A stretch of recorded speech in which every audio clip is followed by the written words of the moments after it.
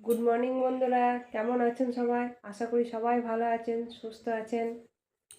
এখন বাচ্চা সকাল 7টা, বাড়িতে কেউ নেই। মেয়েও টিউশন চলে গেছে, হাজব্যান্ড ওকে দিতে গিয়েছে। বিছানায় এভাবে পড়ে আছে। আমি এই তো সকালবেলায় আমার ডিউটি রান্নাঘরে যাওয়া, রান্না বসিয়ে দিয়েছি। একদিকে এই যে ভাত হচ্ছে, আর এবার পোস্ত বসিয়েছি। রান্নাটা পুরো তাড়াহুড়ো করে ওদেরকে খাইয়ে দেয়, স্কুল পাঠাতে পারলে আছে।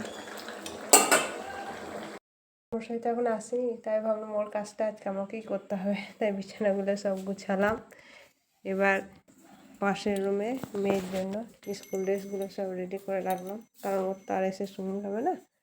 স্নান টান করে ড্রেস পরে খাওয়া দাওয়া করে স্কুল বেরিয়ে যাবে। মেয়েকে বরকে খেতে দিয়ে দিয়েছি। এটা হচ্ছে আজকের মেনু: ডিম সেদ্ধ, শাক, সজনে ফুলের বড়া আর পোস্ত। এটা মেয়ের খাবার, এটা বরের খাবার। আর মেয়ের টিফিন দিয়েছি।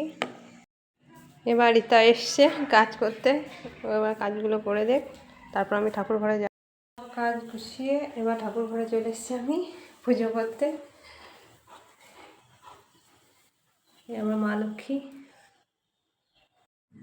নমস্কার বন্ধুরা, আজ এই পর্যন্তই। পরে আবার দেখা হচ্ছে আপনাদের সঙ্গে আমার এক নতুন ব্লগে। ততক্ষণের জন্য সবাই সুস্থ থাকবেন, ভালো থাকবেন। Tata, bye bye.